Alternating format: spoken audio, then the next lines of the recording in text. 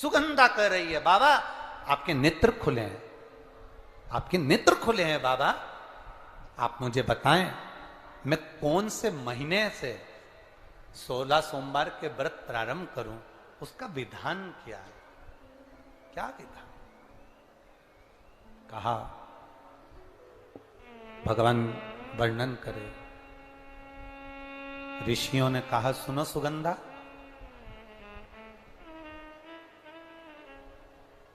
ये 16 सोमवार का व्रत कोई साधारण नहीं है। सुगंधा,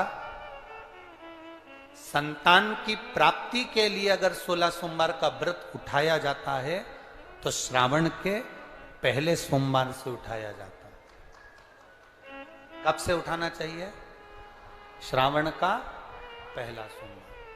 सुनो सुगंधा, यदि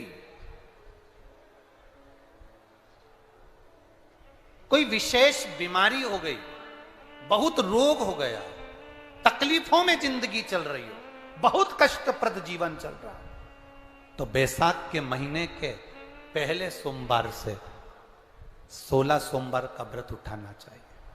और सुनो सुगंधा, उत्तम वर, उत्तम घर, व्यापार, व्यवसाय, नौकरी, पद, प्रतिष्ठा,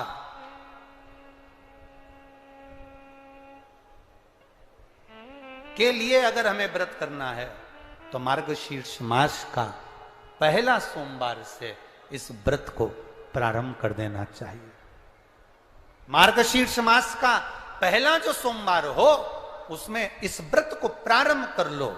और सुनो सुगंधा, ये व्रत दोपहर के तीसरा जो पहर हो, प्रदोष काल, उस प्रदोष काल के समय पर आप इस शिवलिंग की पूजन अपने घर में पार्थिव बनाकर स्मरण कर कर भगवान देव अधिदेव महादेव के लिए प्रसाद तैयार कर कर,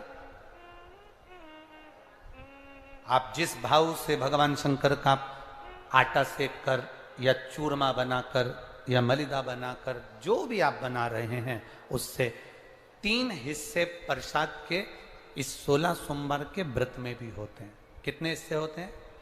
3 हिस्से। पशुपति व्रत में 16 सोमवार के व्रत में एक अंतर भारी है। पशुपति व्रत में 2 हिस्से मंदिर में रह जाते हैं, एक हिस्सा अपने साथ आता है और स्वयं को खाना पड़ता है। पर 16 सोमवार के व्रत में यह भाव है, एक हिस्सा भोलेनाथ का रहता है, दूसरा हिस्सा भक्तों के लिए, शिव भक्तों के लिए रहता है, और तीसरा हिस्सा आपके लिए रहता है। यदि पूरा ना पा सकें तो दूसरे को भी आपके हिस्से का प्रसाद दे सकते हैं, प्रदान कर सकते हैं। अब आ जाओ, बड़ा सुंदर प्रसंग।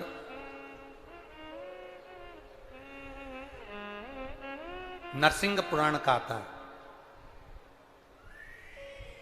एक बड़ा सुंदर प्रसंग आया। 16 सोमवार के प्रसाद को कई माताएं जब 16 सोमवार का उद्यापन करती हैं, 16 जोड़े आमंत्रित करती हैं और 16 जोड़ों को घर में बुलाकर जब भोजन कराती हैं, तो वो 16 जोड़े जो भोजन करने वाले होते हैं या 16 सोमवार के उद्यापन, हम तो आपसे यहां तक कहेंगे कि 16 सोमवार का उद्यापन अगर किसी के यहाँ मोहल्ले में, कॉलोनी में, घर में किसी के यहाँ हो रहा हो तो उसके यहाँ आप भोजन भंडारा खाने के लिए जाओ चाहे मत जाओ, पर 16 सोमवार का अगर प्रसाद का उद्यापन का अगर प्रसाद मिल जाए तो दोनों हथेलियां फैलाकर श्री शिवाय नमस्तुभ्यम कहकर, ओम नमः शिवाय बोलकर, नमः शिवाय बोलकर, अपनी कामना कर कर, किसी के अगर उद्यापन हुआ हो, दोनों हथेलियां फैलाकर उससे थोड़ा सा प्रसाद मांगकर उसी के दरवाजे पर खाकर आ जाइए, आपकी जिंदगी को सुख का अनुभव हो जाए। तो कोई पूछे ये कथा कहां से ली, तो आप बता देना नरसिंह पुराण में यह वर्णन आता है। कौन से पुराण में है?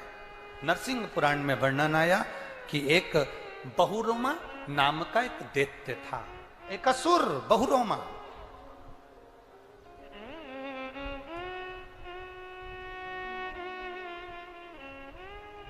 एक बार बहुरोमा नामक का ये दैत्य या असुर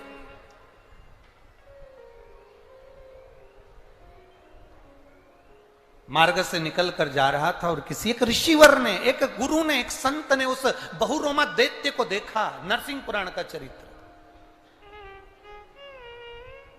कोई आपसे पूछे कि 16 सोमवार के व्रत का प्रसाद का महत्व क्या है, क्या महत्व?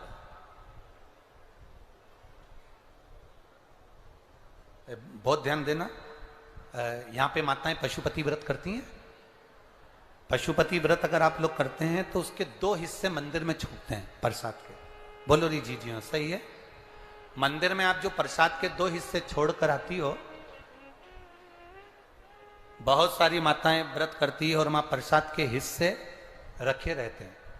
मंदिर का पुजारी हो, मंदिर के पंडित जी हो, या मंदिर की कोई नारी, कोई पुरुष, कोई बच्चा, कोई बड़ा, उस प्रसाद को एकत्रित कर लेता है और उस प्रसाद को जो भक्त लोग दर्शन करने आते हैं, जिनका पशुपति व्रत नहीं रहता, या जो दर्शन करने आए, या गांव के बच्चे हों, नगर के बच्चे हों, कॉलोनी के बच्चे हों, उनको वो प्रसाद जो वितरण किया जाता है, शिव महापुराण की कथा कहती है, हजारों हजारों अश्वमेध यज्ञ का जो फल प्राप्त होता है, वो मात्र वो प्रसाद के वितरण से और उसके पाने से प्राप्त हो जाता है। आप लोगों में से कोई माता ने करा कभी ऐसा? अगर कोई प्रसाद चढ़ाकर गया, पशुपतिनाथ व्रत का 2 हिस्सा छोड़कर गया, और बहुत सारी माताओं ने छोड़ दिया और वो सब चली गई, उसके बाद वो प्रसाद रखा रहता है, तो उसको एक तसले में, एक पात्र में एकत्रित करना चाहिए और उसको बांटना। हजारों अश्वमेध यज्ञ के फल के बराबर वो पुण्यता पशुपतिनाथ के व्रत को वितरण करने की, उसको पाने की।